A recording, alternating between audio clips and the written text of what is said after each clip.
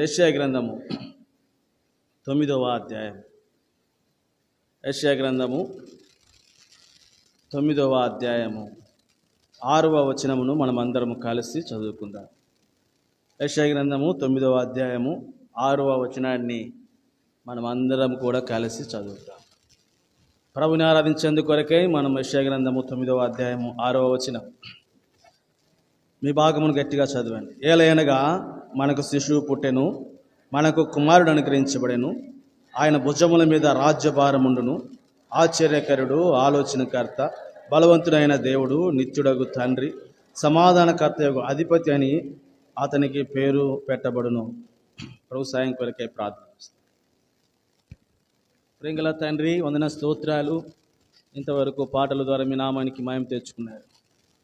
తిరిగి ప్రభును స్తుతించేందుకు కొరకై, వ్యక్తిగతంగా ఆరాధించేందుకు కొరకై, ప్రభు మా హృదయములు పురుకుల కొరకై, మమ్మల్ని ప్రోత్సహించుకునేందుకు కొరకై, ప్రభుని ఆరాధించేందుకు కొరకై యెషయా గ్రంథం 9వ అధ్యాయం 6వ వచనంలో మీరు మా గమనానికి తీసుకుని వచ్చినందుకై స్తోత్రాలు. దేవా, ఈ మాట ఈ వచనం ద్వారా మాతో మాట్లాడము. నూతనంగా ప్రభుని ఆరాధించేందుకు కొరకై పాతది పులిసినది మా అంతరంగం నుంచి తీసివేయమని ప్రార్థన చేస్తున్నాం. నేర్చుకున్నటువంటి ఆరాధన కాకుండా దేవా వాక్యానుసారంగా వాక్యం అనుసరించి ఆరాధించినట్లు దేవా మీరు మమ్మల్ని నూతన పరుస్తురమ్మని ప్రార్థన చేస్తున్నాం. నిష్ప్రయోజకమైన దాసుని మీ శిలువ చెంతకు తెచ్చుకొనిచున్నాను. పరిపూర్ణంగా మరుగు చేయము. నాతోనూ మాతోనూ మీరు మాట్లాడమని తీసుకొచ్చిన ప్రియుల కొరకై స్తోత్రాలు. రావాల్సిన వారు ఇంకా మార్గ మధ్యంలో ఉన్న వారిని క్షేమంగా నడిపించుము. ఆయా వాహన సదుపాయాలు వారికి కల్పించుము. సకాలంలో మీ ఆవరణంలో ప్రవేశించినట్లు సహాయం చేయమని యేసునామమున ప్రార్థిస్తున్నాము తండ్రి, ఆమేన్.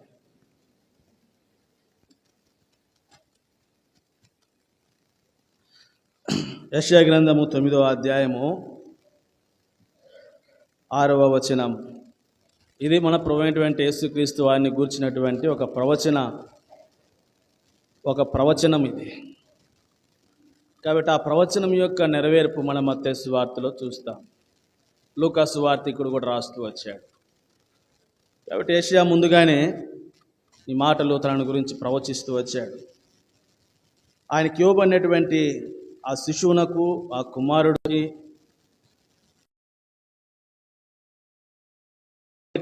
పేరు చాలా విస్తారమైనటువంటి పేరుగా అక్కడ రాయబడతా వచ్చింది.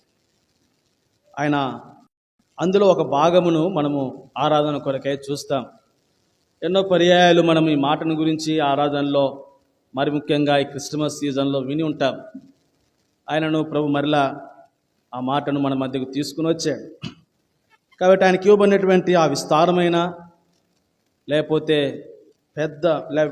చాలా పొడవైనటువంటి పేరులో ఒక భాగము ఆయనకి ఇవ్వబడింది. ఏంటి అని అంటే ఆయన ఆశ్చర్యకరుడు, వండర్ఫుల్ అని మాట మనం చూస్తున్నాం. కాబట్టి ఆయన ఎవరు? ప్రభువును, మనకు పుట్టినటువంటి శిశువు, మనకు అనుగ్రహించినటువంటి కుమారుడు ఎవరు అంటే ఆయన ఆశ్చర్యకరుడు. కీర్తనకారుడు 40వ కీర్తన 5వ వచనం. కాబట్టి ఆయన ఆశ్చర్యకరుడు. ఆయన మన అలలో జరిగించినటువంటి క్రియలు ఎటువంటి అంట? ఆశ్చర్యకరమైనటువంటి క్రియలు. కాబట్టి యెహోవా నా దేవా, నీవు మా యెడల జరిగించిన ఆశ్చర్య క్రియలు ఎట్లున్నాయి అని చెబుతున్నాడు. ఆయన తలంపులు బహు విస్తారములో వివరించాలనుకుంటే లెక్కకు మించి ఉన్నాయి. కాబట్టి దేవుడు ఆయన ఆశ్చర్యకరుడు. ఆయన మన యెడల జరిగించేటువంటి క్రియలు కూడా ఇటువేంట ఆశ్చర్య క్రియలే. ఆయన పేరే ఆశ్చర్యకరుడైనప్పుడు ఆయన చేసేటువంటి పనులు కూడా ఎట్లుంటాయి? మనకు ఆశ్చర్యంగానే ఉంటాయి.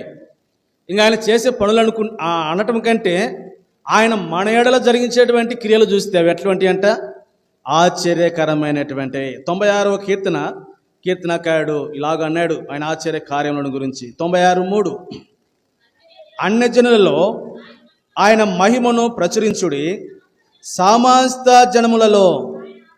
కాబట్టి ఉదయకాల సమయం ఎందుకు మనం వచ్చాము అంటే సమస్తమైనటువంటి జనములలో ఆయన యొక్క ఆశ్చర్య కార్యములను ప్రచురించుట కొరకై వచ్చాం. ఉదయకాల సమయం ఎందుకు వచ్చాము? మనము సమస్త జనములలో ఆయన యొక్క ఆశ్చర్య కార్యములను మనము ప్రచురించుట అనేది అది ఆరాధన అనేది చూపిస్తూ ఉంది అని. అందుకే 107వ కీర్తనలోనికి వచ్చినప్పుడు కీర్తనకారుడు 98:1 కూడా మాట చదివి తర్వాత అక్కడికి వెళతాం. యెహోవా ఆశ్చర్య కార్యములు చేసి ఉన్నాడు, ఆయనను గూర్చి క్రొత్త కీర్తన పాడు. కాబట్టి ఆయన ఆశ్చర్య క్రియలను బట్టి జనములలో ఆయన ఆశ్చర్య కార్యములను ప్రచురించుట అంటే ఆయన గూర్చి, ఆయన ఆశ్చర్య కార్యములను గూర్చి మనము క్రొత్త కీర్తన పాడుట.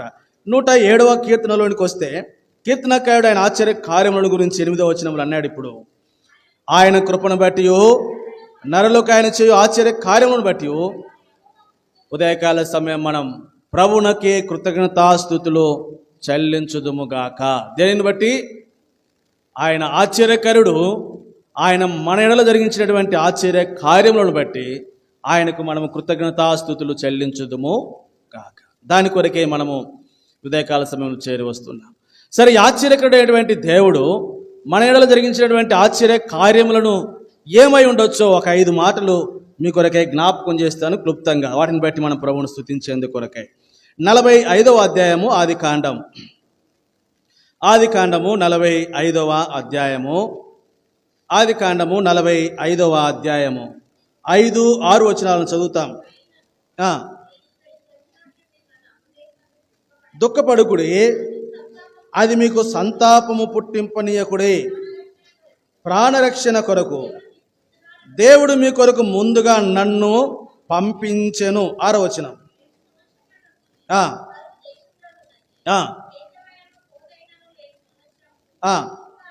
ఇంకా 5 వచ్చును. మిమ్మును ఆశ్చర్యముగా రక్షించి. కాబట్టి నేను ఇక్కడ 2 మాటలు జ్ఞాపకం చేస్తాను. ఆశ్చర్యకరుడు.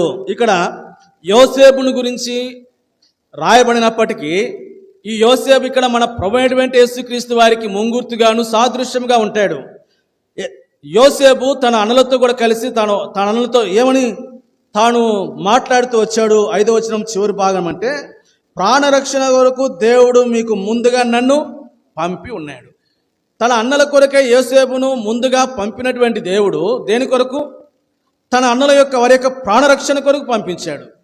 కాబట్టి మన ప్రభువైనటువంటి యేసుక్రీస్తు వారు కూడా ఆయన ఆశ్చర్యకరుడుగా మన కొరకై పరము నుండి భూమికి పంపించబడినటువంటి వాడు.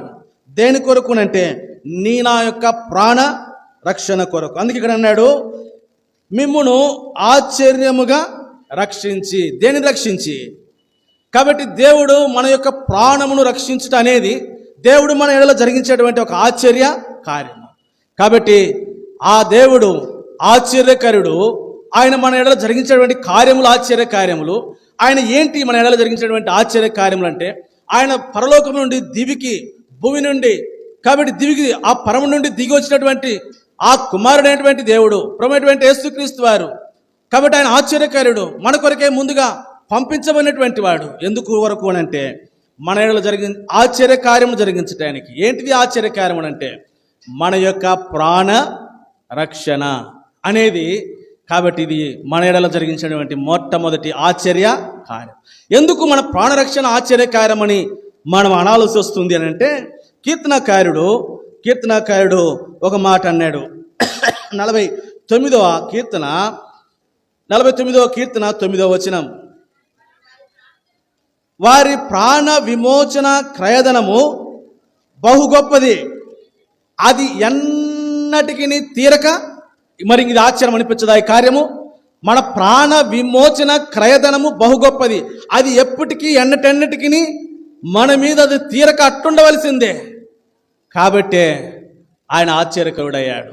ఆశ్చర్యకరుడైనటువంటి దేవుడు ఆయన మన ఏళ్ళ జరిగించినటువంటి కార్యములు ఆశ్చర్యములు ఏంటి అని అంటే, నా ప్రాణరక్షణ. మొట్టమొదటి ఆశ్చర్యకార్యం ఏంటి అని అంటే మన యొక్క ప్రాణరక్షణ. ఎందుకు అంటే మన యొక్క ప్రాణ విమోచన అంటే ప్రాణము రక్షింపబడాలి అంటే, ప్రాణం విమోచింపబడాలి అంటే దాని కొరకే చెల్లించవలసినటువంటి క్రయము బహు గొప్పది, అది ఎప్పటికీ కూడా తీరకుండా అట్లు ఉండవలసినదే.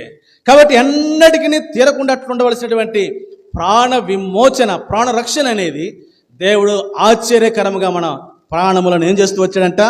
రక్షిస్తూ వచ్చాడంట. అందుకే ప్రకటన గ్రంథకర్త 9వ అధ్యాయము 20వ వచనంలో 19వ అధ్యాయం 21వ వచనంలో మన ప్రాణమును గురించి ఆ చివరి మాట చదవండి. 19:20 ప్రకటన 19:20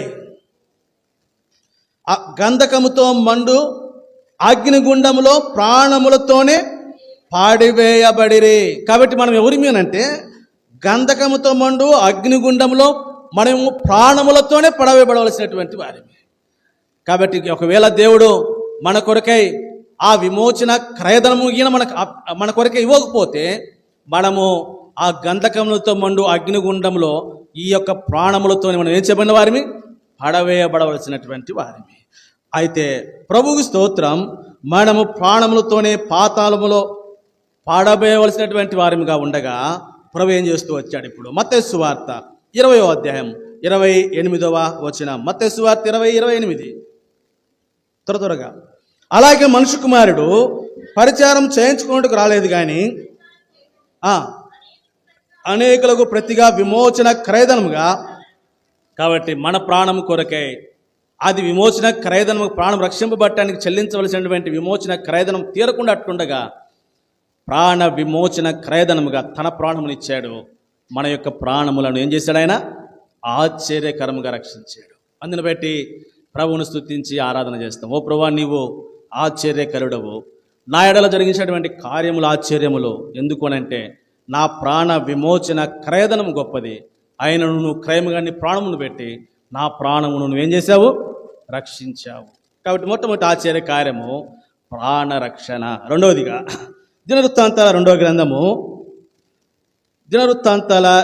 గ్రంథము 26:15 మరియు అతడు అంబులనేమి పెద్ద రాళ్ళనేమి ప్రయోగించుటకై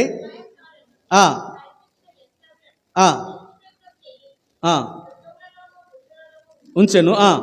అతడు స్థిరపడు వరకు అతనికి ఆశ్చర్యకరమైన సహాయము కలిగను గనుక దూరముగా వ్యాపించెను. రెండవదిగా ఆశ్చర్యకరమైనటువంటి దేవుడు, కాబట్టి ఆశ్చర్యకరమైనటువంటి సహాయమును చేశాడు మనకి. కాబట్టి మొట్టమొదటిగా ఆశ్చర్యకరుడు మన యొక్క ఆశ్చర్యకరముగా మన ప్రాణములను రక్షించాడు. ఆశ్చర్యకరమైనటువంటి దేవుడు మనకు ఆశ్చర్యకరమైనటువంటి సహాయమును చేస్తూ వస్తున్నాడు. కాబట్టి ఏంటి ఈ ఆశ్చర్యకరమైనటువంటి సహాయము అని మనం చూస్తే, కీర్తనకారుడు కొన్ని మాటలు మనం చూస్తాం. 121వ కీర్తన ఒక మాట అన్నాడు కదా. 121 మొదటి వచనం 2వ వచనం, కొండల తట్టు నాకు కనులెత్తుచున్నాను. కాబట్టి ఇప్పుడు ఈ కీర్తనకారుడైన దావీదు సహాయం కొరకు ఎదురు చూస్తున్నాడు. ఎవరు నాకు సహాయం చేయనటువంటి వాడు? తన సహాయం కొరకే కొండల తట్టు ఎదురు చూస్తున్నాడంట. కొండల వైపు చూస్తున్నాడంట. అయితే వెంటనే అన్నాడు కదా, కాబట్టి నాకు సహాయం ఎక్కడి నుండి వస్తుంది? కాబట్టి ఎవరు నాకు సహాయం చేస్తారు నేనున్నటువంటి పరిస్థితుల్లో అంటే, ఇప్పుడు 2వ వచనంలోనికి వచ్చేసరికి ఏమన్నాడు? యెహోవా వలనే నాకు సహాయము కలుగును, ఆయన భూమి ఆకాశములను సృజించినవాడు. యెహోవా వలనే నాకు సహాయము కలుగును అంటే ఆశ్చర్యకరమైనటువంటి సహాయము చేశాడు ప్రభు అయినటువంటి దేవుడు అని. కాబట్టి ఈ మాటని మనం చూస్తున్నప్పుడు ప్రభు ఈ ఆశ్చర్యకరమైనటువంటి కార్యములను, ఆశ్చర్యకరమైనటువంటి సహాయమును ప్రభు మన ఎడల చేస్తున్నాడు. అదేంటి? కాబట్టి సమూయేలు మొదటి గ్రంథంలో ఒక మాటని నేను జ్ఞాపకం చేస్తాను. 7వ అధ్యాయం 12వ వచనంలో. సమూయేలు మొదటి గ్రంథం 7వ అధ్యాయము 12వ వచనం. అప్పుడు సమూయేలు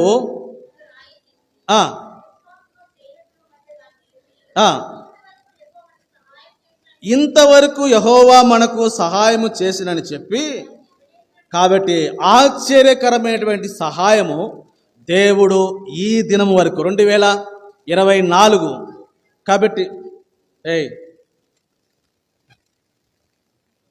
నేను మీకంటే గట్టి మాట్లాడితే నాకంటే ఇంకా వాయిస్ పెరిగిపోతా ఉంది.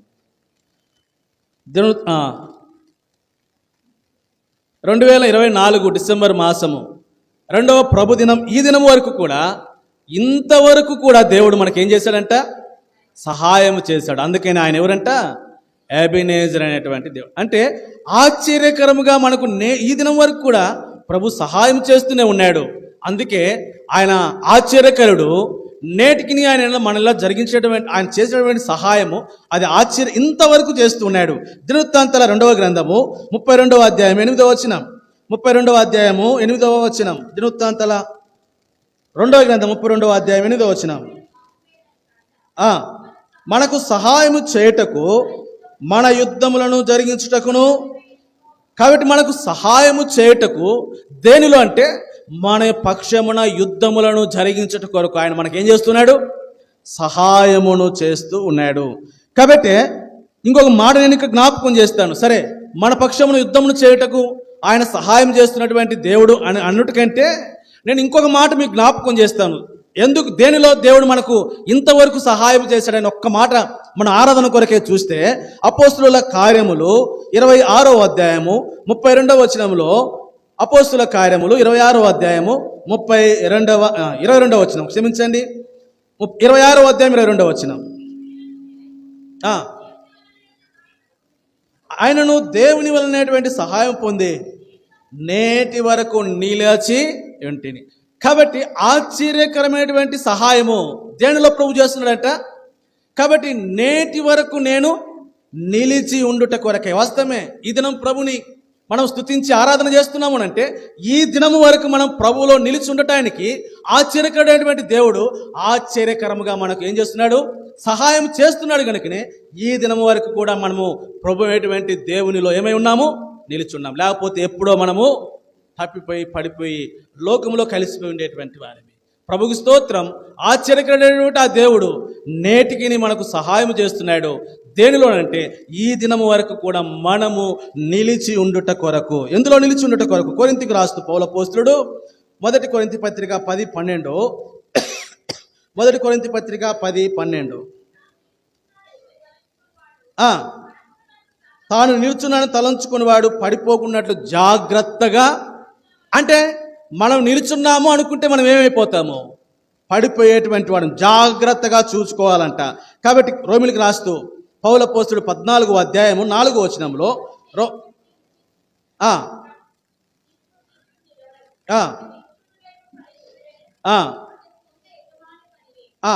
అతడు నిలుచును, ప్రభువు అతన్ని నిలబెట్టుటకు. అతడు నిలుచును, ప్రభు అతన్ని నిలబెట్టుటకు శక్తి మంతుడు. కాబట్టి నిలిచి ఉండుటలో మనకు ప్రభు నేటికి సహాయము చేస్తున్నాడు. నిలిచి ఉండుటలో ఇప్పుడు ఒక మాట జ్ఞాపకం చేస్తాం. నిలిచి ఉండట్లో అన్నప్పుడు ఎందులో నిలిచి ఉండట్లో అనేది కూడా మనకు జ్ఞాపకం చేసుకోవాల్సినటువంటి అవసరం ఉంది. యోహాను సువార్త 15వ అధ్యాయము 4-5 వచనాలు. కాబట్టి నాయందు నిలిచి ఉండు, 5వ వచనం.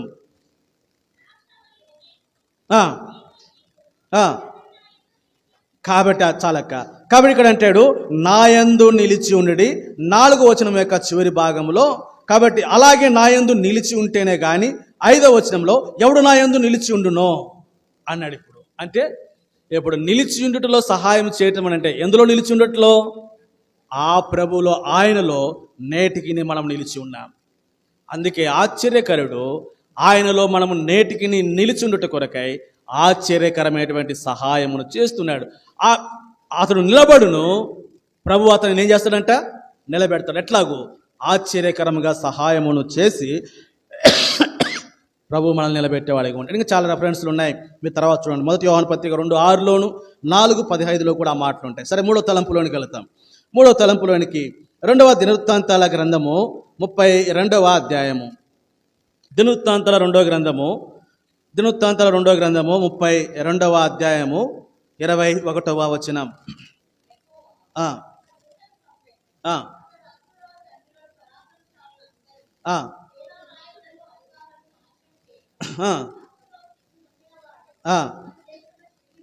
అక్క 20 ఏం చెప్పానక్క రెఫరెన్స్?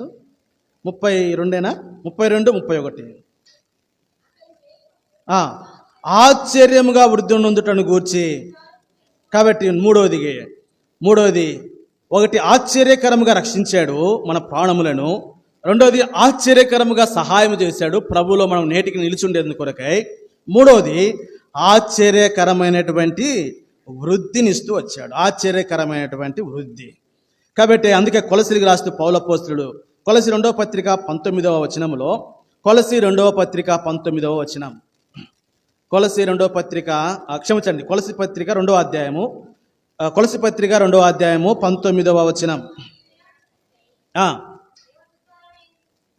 చివరి మాట చూద్దాం అక్క. చివరి మాట, దేవుని వలన కలుగు వృద్ధితో అభివృద్ధి పొందుచున్నది. కాబట్టి ఎందులో వృద్ధి అని అంటే, కాబట్టి మనల్ని వృద్ధి కలిగిస్తాం. దేవుని వలన కలుగు వృద్ధితో ఏమవుతున్నామంటే మనము వృద్ధి పొందుతాం. దాని కొరకే ఏం చేస్తున్నాడంటే, కాబట్టి సర్వ శరీరము కీల చేతను నరముల చేతను పోషింపబడి అతకబడినదై వృద్ధి పొందుతూ ఉన్నాం ప్రభువులో. కాబట్టి ఆయన శరీరమునకు అవయములుగా మనము అతకబడినటువంటి వారమై మనం ఏం చేస్తున్నామంటే, దేవుడు మనల్ని ఆశ్చర్యకరముగా ఆయనలో అతకబడి వృద్ధి పొందుతూ ఉన్నాం. అందుకే కొరింథీకి రాస్తూ పౌలు అపోస్తలుడు 1 కొరింథీ పత్రిక 3వ అధ్యాయము 6-7 వచనాలు. 1 కొరింథీ పత్రిక 3వ అధ్యాయము, అపోలో నీళ్లు పోసెను, వృద్ధి కలగ చేసిన వాడు దేవుడే. కాబట్టి వృద్ధి కలగ చేయు దేవునిలోనే కానీ నాటువాడలోనైనాను నీళ్లు పోయేవాడిలోనైనా ఏమియో. కాబట్టి నేను నాటాను, అపోలో నీళ్లు పోసాను, అయితే వృద్ధి కలిగించిన వాడు ఎవరంట? కాబట్టి మనము క్రీస్తు యొక్క శరీరంలో అతకబడి, కాబట్టి మనం ఏమవుతున్నామంట? వృద్ధి పొందుతూ ఉన్నాం. ఆశ్చర్యకరముగా ప్రభువులో మనల్ని వృద్ధి పొందించినట్లు చేస్తున్నాడు. ఆయనలో మనం వృద్ధి పొందినట్లు, దేవుని వలన కలుగు వృద్ధిలో మనం వృద్ధి పొందినట్లు చేస్తున్నాడు. ఇది 3వ ఆశ్చర్యకరమైన కార్యం. 4వదిగా యోబు గ్రంథము 10వ అధ్యాయము 16వ వచనం. యోబు గ్రంథము 10వ అధ్యాయము 16వ వచనం.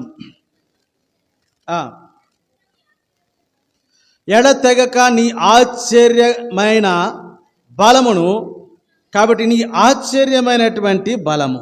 ఒకటి ఆశ్చర్యకరుడు ఆశ్చర్యముగా మన ప్రాణము రక్షించాడు. ఆశ్చర్యముగా మనకు సహాయం చేస్తూ నేటికి ఆయనలో నిలిచినట్లు చేస్తాడు. ఆశ్చర్యకరుడు ఆయనలో ఆశ్చర్యకరంగా వృద్ధి పొందినట్లు చేస్తూ వచ్చాడు. 4వది, ఆశ్చర్యకరుడు ఆయన ఆశ్చర్యకరమైనటువంటి బలమును మన ఎడల కనపరుస్తూ చూపుతూ ఉన్నాడు అని. కాబట్టి ఈ బలమును గురించి మాట్లాడుతూ ఇప్పుడు కొరింథీయులకు రాస్తూ పౌలు అపోస్తలుడు ఈ ఆశ్చర్యకరమైనటువంటి బలమును గురించి ఒక మాట జ్ఞాపకం చేస్తాను. కొరింథీ 2వ పత్రిక 4వ అధ్యాయము 7వ వచనం. 4:7, అయినను ఆ బలాధిక్యము మా మూలమైనది కాక దేవునిదే ఉండినట్లు, కాబట్టి ఆశ్చర్యకరమైనటువంటి బలమును మన ఎడల చూపుతున్నాడు. ఏంటి అని అంటే, ఆ బల ఆధిక్యము మాది కాదు, మా మూలమైనది కాదు. కాబట్టి అది దేవునిదై ఉండి ఈ మంటి ఘటములో దేవుడు ఏముంచాడంట? ఇది దేవుడు మన ఎలా చూపిన ఆశ్చర్యకరమైనటువంటి బలాధికారం. ఏంటి అని అంటే, ఈ మంటి ఘటములో దేవుడు తన మహిమ యొక్క ఐశ్వర్యమును నింపుతూ వచ్చాడు. మహిమ ఐశ్వర్యం. ఇదే కొరింథీ 2వ పత్రికలోనికి వస్తే, ఇప్పుడు 13వ అధ్యాయంలోనికి వస్తాం. కొరింథీ 2వ పత్రిక 13వ అధ్యాయము 3-4 వచనాలు. క్రీస్తు నాయందు పలుకుచున్నాడని రుజువు కోరుచున్నారా? ఆయన మీడల బలహీనుడు కాడు గాని మీ యందు శక్తిమంతుడై ఉన్నాడు. బలహీనతను బట్టి ఆయన సిలువ వేయబడను కానీ దేవుని శక్తిని బట్టి జీవించుచున్నాడు. మేమును ఆయన యందుండి బలహీనులమై ఉన్నాము కానీ మీ ఎడల దేవుని శక్తిని బట్టి ఆయనతో కూడా జీవము గలవారమై ఉన్నాం. ఆశ్చర్యకరమైనటువంటి బలము ఈ మంటి ఘటంలో తన మహిమైశ్వర్యం నింపుటకు కారణమైంది.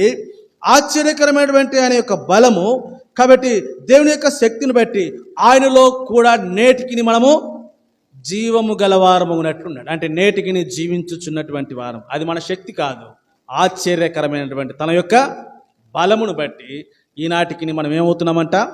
జీవించుచు ఉన్నటువంటి వారిని. కాబట్టి యెషయా గ్రంథకర్త 40వ అధ్యాయం 20 వచనం 3వదిగా ఆయన ఆశ్చర్యకరమైనటువంటి బలమును గురించి ఇంకొక మాట జ్ఞాపకం చేస్తాను. యెషయా గ్రంథం 40:20.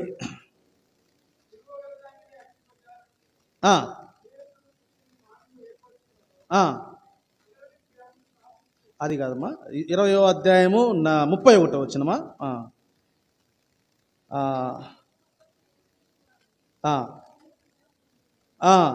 కాదు, 29వ వచనం. 40:29. సొమ్మసిల్లిన వారికి బలమిచ్చువాడు ఆయనే. వాస్తవమే, ఆశ్చర్యకరమైనటువంటి తన బలము నేటికిని సొమ్మసిల్లినటువంటి వారికి ఏమిస్తున్నాడంట? సొమ్మసిల్లుట మనకు తెలుసు కదా, ఇది ఎక్కువగా. కాబట్టి ఈ ఎండల కాలం సన్ స్ట్రోక్ తగిలినప్పుడు ఏమవుతారమ్మా? పడిపోయినా అని అంటారు. ఏమంటారు? సొమ్మసిల్లి పడిపోయారు కదా అంటే. కాబట్టి ఇంకా స్పృహ లేకుండా పడిపోతారు అన్నమాట సడన్గా. అప్పుడు ఎవరన్నా అట్లా నీళ్ళు కొట్టి నీళ్ళు ఇస్తే, ఒక్కసారి నీళ్ళు ఇవ్వండి వానికి ఎట్లా ఉంటుంది? తెప్పరిల్లినట్లు అంటారు కదా, అది యేసుక్రీస్తు ప్రభువారు. కాబట్టి మనం సొమ్మసిల్లకుండా తన బలముతో ఈ దినం వరకు ఆయనలో మనల్ని ఏం చేస్తున్నాడంట? బలపరుస్తున్నాడు. కాబట్టి ఆశ్చర్యకరమైనటువంటి బలము 3 కార్యములు. 1, తన ఐశ్వర్యమును మనలో నింపుతూ వచ్చాడు, మహిమైశ్వర్యమును. 2వది, నేటికిని మనము జీవించినట్లు చేసింది. 3వది, సొమ్మసిల్లక అలయక సాగిపోనట్లు చేసింది. ఇది మన ఎలా ఆయన చూపిన ఆశ్చర్యకరమైనటువంటి బలము. కాబట్టి ఆశ్చర్యకరమైనటువంటి దేవుడు మన ఇలా ఆశ్చర్యకరమైనటువంటి బలమును చూపుతూ వచ్చాడు. చివరిగా 5వదిగా మరొక మాట జ్ఞాపకం చేస్తాను. మొదటి పేతురు పత్రిక 2వ అధ్యాయము 9వ వచనం.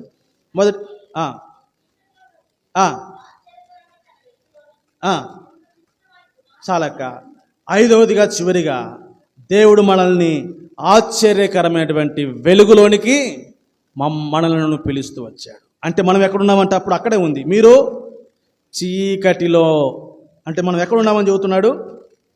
లూకాసు సువార్త ఎఫెసీ పత్రిక 5వ అధ్యాయము 8వ వచనంలో ఈ మాట ఉంది. అక్కడ ఎఫెసీ 5:8, మీరు పూర్వమందు చీకటి అయి ఉంటిరి. చూసారా? చాలక్క. కాబట్టి మనం ఆశ్చర్యకరమైనటువంటి తన వెలుగులోనికి మనం తీసుకురాకముందు మనం పూర్వం ఏమై ఉన్నామంట? కాబట్టి మీరు చీకటిలో ఉండగా, అంటే పూర్వమందు మీరు చీకటి అయి ఉండగా దేవుడు మనల్ని ఏం చేస్తూ వచ్చాడంట? ఆశ్చర్యకరమైన తన వెలుగులోనికి. అంటే పూర్వమందు మనం చీకటిలో ఉన్నామనంటే దానికి ఇంకొక అర్థం కూడా, ఇంకొక మాట కూడా జ్ఞాపకం చేస్తాను. లూకాసు సువార్త 1వ అధ్యాయము 79 చివరి మాట, చివరి భాగం 1:79. చీకటిలోను మరణ ఛాయలోను. ఓ సహోదరుడా, చీకటిలో ఉంటే చీకటి మరణ ఛాయలో ఉన్నట్టు నువ్వు కదా. చీకటి అంటే ఎవరికైనా వాళ్ళ ఆనందం అమ్మా. చీకటి చూడగానే ఏమైపోతాం? ఏమో అయిపోతున్నట్టు భయపడిపోతాం. ప్రభువైనటువంటి యేసుక్రీస్తు వారు నీ చీకటి జీవితమును, నీ చీకటి నీలో ఉన్నటువంటి చీకటి మొత్తాన్ని దేవుడు ఏం చేస్తాడంట? వెలుగుమయం చేస్తాడు. నీలో ఉన్నటువంటి చీకటి మొత్తాన్ని తీసేస్తాడు యేసుక్రీస్తు ప్రభువారు. ఆయన ఎందుకు ఈ లోకానికి జన్మించాడంటే, కాబట్టి ఇప్పుడు ఆశ్చర్యకరమైనటువంటి తన వెలుగు నీకు ఇచ్చుట కొరకై. కాబట్టి యేసుక్రీస్తు ప్రభువారు పూర్వమందు చీకటై ఉంటిరి. కాబట్టి చీకటిలోను, ఆ చీకటి అనేది మరణ ఛాయలోను, చీకట్లో కూర్చున్నవాడు ఏమంటాడు? ఓయమ్మ నేను పోతా అంటాడు. ఏమంటాడమ్మా? చీకట్లో కూర్చున్నాడు ఏమంటాడు? ఓయమ్మ నాకేమేమో కనపడుతుంది, నేనేమేమో అయిపోతున్నాను అంటాడు కదా. యేసుక్రీస్తు ప్రభువారి వద్దకు రా, నీ చీకటిని పారద్రోలి నీకేమిస్తాడు? వెలుగునిస్తాడు. నీ ముఖము సంతోషం, ఆనందం వెలిగింపబడుతుంది. ప్రభు చేసేటువంటి ఆశ్చర్యకార్యం అది యేసుక్రీస్తు ప్రభువారు. అందుకు ఆయన జన్మించాడు. నీ చీకటిని పారద్రోలి, నీ అంధకారమును పారద్రోలి, నీ మరణ ఛాయను పారద్రోలి నీకు ఆశ్చర్యకరమైనటువంటి తన వెలుగును నీ మీద ప్రకాశింపజేస్తూ వస్తాడు. అందుకే అవసరం ఏమైనాడంటే, చదవండి ఇప్పుడు, వెలిగించుట కొరకై ఆ మహావాత్సల్యమును బట్టి పైనుండి ఆయన మనకు అరుణోదయ దర్శనమును అనుగ్రహించాడు. కాబట్టి దేవుడు ఆశ్చర్యకరుడు.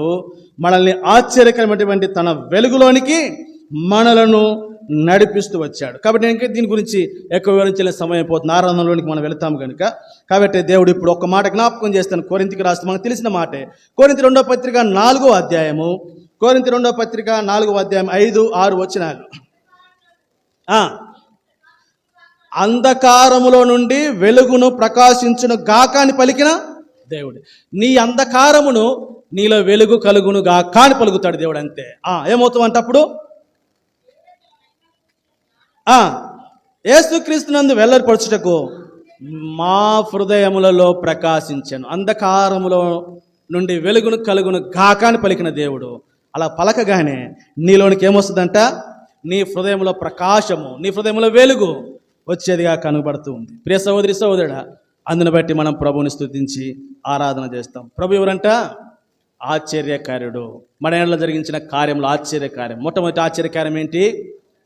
మన ప్రాణములను ఆశ్చర్యంగా రక్షించాడు. ఆశ్చర్యకరమైనటువంటి సహాయమును చేశాడు. ఆశ్చర్యకరమైనటువంటి వృద్ధిలోనికి తెచ్చాడు. తర్వాత ఆశ్చర్యకరమైనటువంటి బలమును అనుగ్రహిస్తూ వచ్చాడు. 3 కార్యములు చేస్తాడు. 4వది ఆశ్చర్యకరమైనటువంటి తన వెలుగులోనికి మనలను నడిపిస్తూ వచ్చాడు. కాబట్టి ఇట్టి దేవుడు ఆశ్చర్యకరుడు కాకుండా ఎట్లుంటాడు?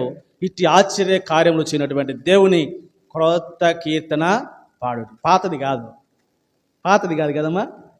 కాబట్టి ఏ వర్తమానం చెప్పండి, ప్రభువా నేను కుక్కను పందిని పొర్లాడుతుంటిని, మీరు కాదులేండి, మా దగ్గర ఒక ఆమె ఉండే ఇంతకుముందు ఆడ కదా, ఏమైనా ఆరాధన చేస్తారు, చెప్పిందంతా అట్టబోద్దు కదా. దేవా నేను కుక్కనైతిని, నేను పందినైతిని, నేను పొర్లాడుతుంటిని, పెంట కుప్పల మీద ఉంటిని, ఇదే కదా. అటువంటి ఆరాధన కాదు, క్రొత్త కీర్తన పాడదాం.